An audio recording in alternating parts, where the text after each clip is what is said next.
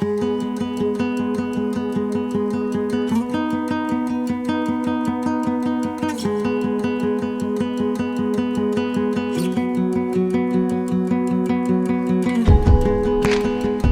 we're broadcasting from Berkeley.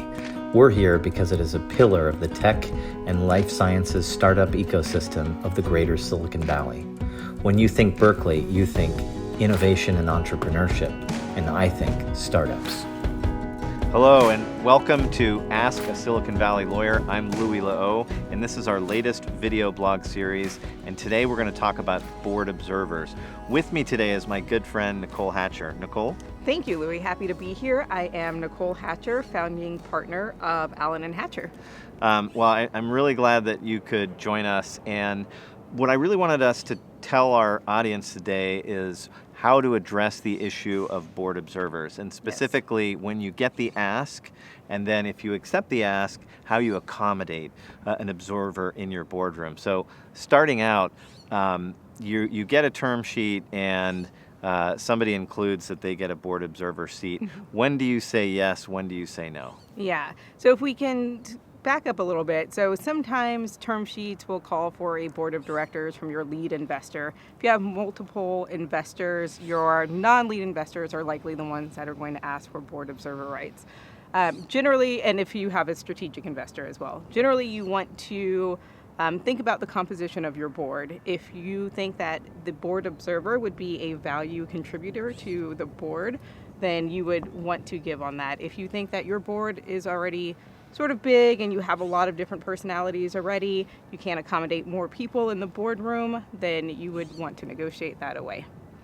So in my view, Nicole, a Series A company, a board of three, and one or more observers is not terrible. A Series B company, you always want to stay at an odd number. Maybe you're at 5 at that point, with an A and a B and 2 commons and an independent. Yep.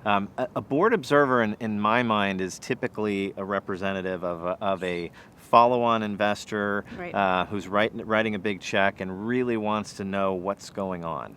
Yep. But we can't really disturb the odd-numbered balance or the number of preferred votes that there are versus common votes.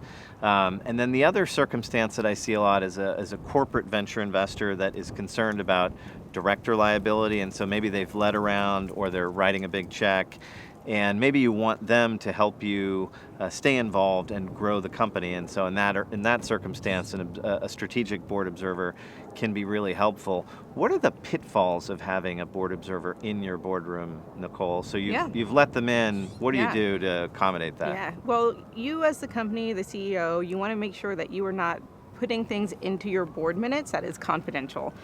So the board observer is not subject to the same fiduciary duties that a board member is, and you have to generally distribute the same materials that you're distributing to your board members. So you definitely want to pay attention to what you're putting in your board deck, what you're saying at your meetings when the board observer is there. You will, at the end of your meeting, generally have a closed session where you exclude all non-directors, and that includes your board observer. Right. So if I got this right, you're going to need to tailor your board presentation, your standard package of materials that you send out, to accommodate the fact that a strategic investor is looking at it. Remove any commercially sensitive, confidential information, anything that might talk about M&A as a board observer is typically a candidate for M&A. And then in the board meeting, you're going to want to not talk about those subjects that you would reserve for a closed session with your observer. Yes. Sounds simple. Yeah. Do you think you need any kind of a charter or anything like that to document this?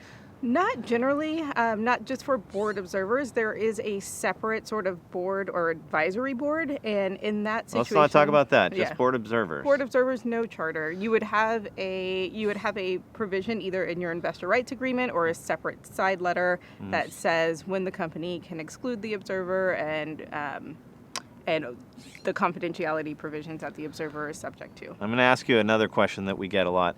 Does the board observer get a D&O indemnification agreement? Not generally. Okay. Not and usually. Are they covered by D&O insurance? Not generally. Right. Yeah. So if you're an observer, you're probably going to be asked to sign a confidentiality agreement.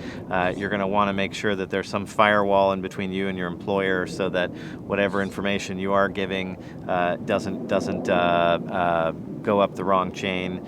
And I think it's a great opportunity for strategic investors to get more involved with companies, and it's a great opportunity for companies to keep those strategic investors and financial investors more involved in the success of the company. Yes, I agree. Thanks for joining us on this Ask a Silicon Valley Lawyer video blog on board observers. I'm Louis Lehot. You can find me at louis.lehot@l2counsel.com. And I am Nicole Hatcher. You can find me at Nicole, Nicole, @allenhatcher.com. Thanks for joining.